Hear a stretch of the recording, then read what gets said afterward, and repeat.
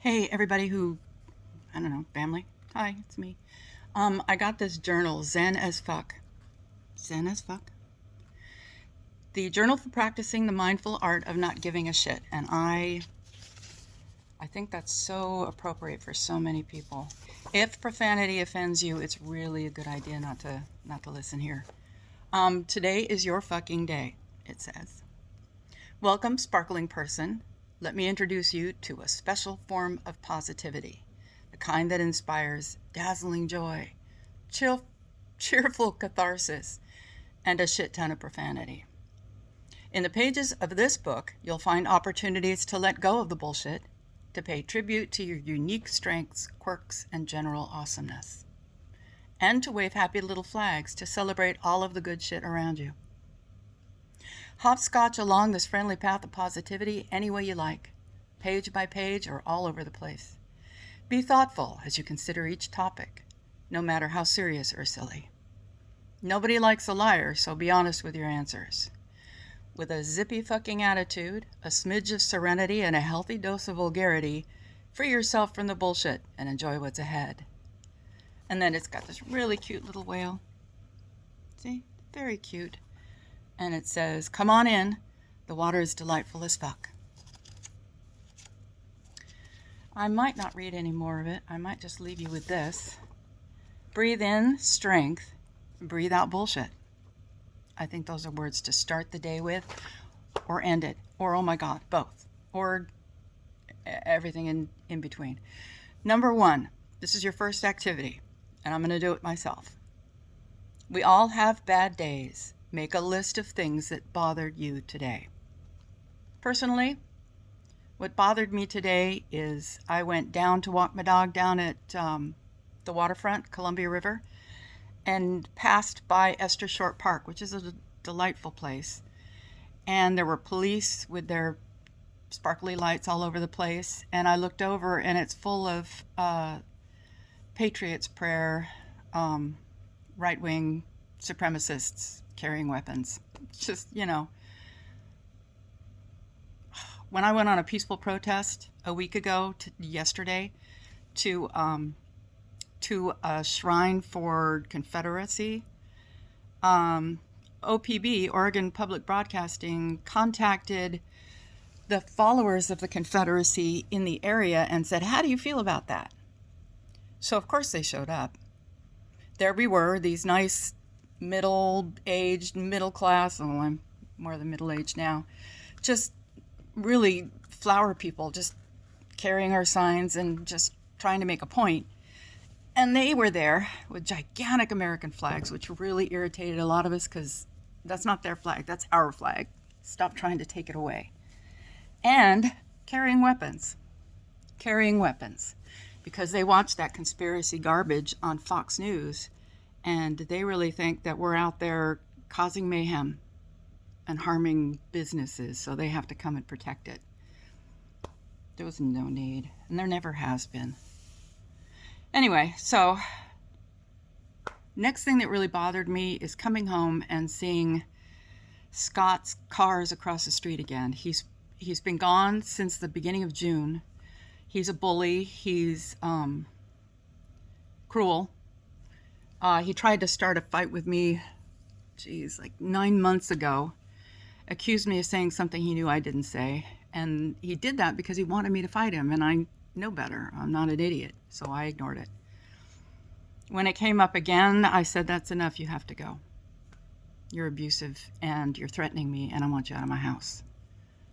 So he tried to harass me, and I filed an adult protective services order and got him out of the house. He fought it, and he got an attorney, and his attorney told the judge, "She's a businesswoman. She knows what she's doing," which I don't charge enough in rent to actually cover much more than the cost, frankly.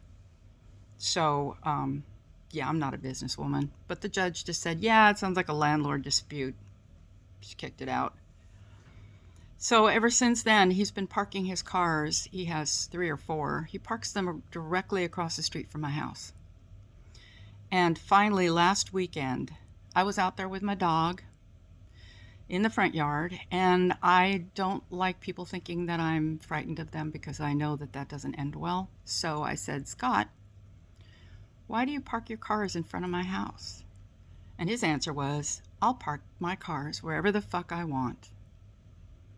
And then he said, you can expect the sheriff to come out here this week to serve you. So I waited a bit, staying as neutral as I can be, which is pretty freaking good. I'm good at that.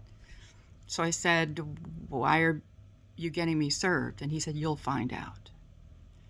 So he doesn't know that I have friends. He doesn't know because he doesn't really have any, for very good reason. But one of my friends works in the business. She looked up his files and found out he's got domestic violence charges against him from a few years back. He actually has a judge who filed a personal restraining order against him.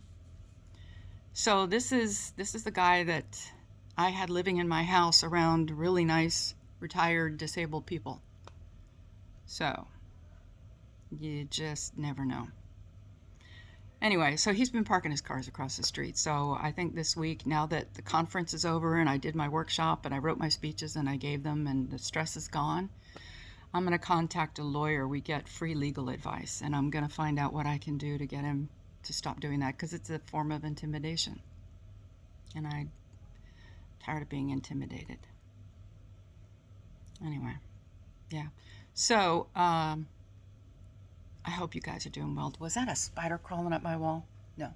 Fruit fly. Oh, my pear tree. My pear tree has been dropping wonderful pears. I've actually been breaking my carb limit because they're fresh off my tree. And they're not sprayed with any pesticides, and they're not pooped on or anything. But the fruit flies have been very happy getting rid of what's left in my garbage can. So I got to get that out. Okay. You guys stay safe. Also, real quick, I have a friend who's a nurse. She is a nurse in a nursing home. She got COVID, was out for over 3 weeks, and by the time she came back, half of the patients were dead. And ever since then, she and the other people, surviving patients and the staff, they miss them every day. I've talked to her about it, and it's heartbreaking. Because the people in nursing homes don't get visits often. They don't have friends or family except for the people that are there who offer that kind of support. And the nurses there are those kind of people, and they are those friends and family. And the loss of all those people is heartbreaking. So please be careful. Wear your mask. Use sanitizer. I carry mine around with me. Sanitize things when you touch something that someone else has touched. When you put your cards back in your purse or whatever, realize if you don't touch it again, it's probably safe. You don't have to sanitize them, but just, be very careful, because once you get it, even if you survive, you have damage. And when it comes around again, you're going to get it again, and you're already compromised as if you were my age. So it's not going to go well. So be careful. Love you guys. Time to hang it up. Bye.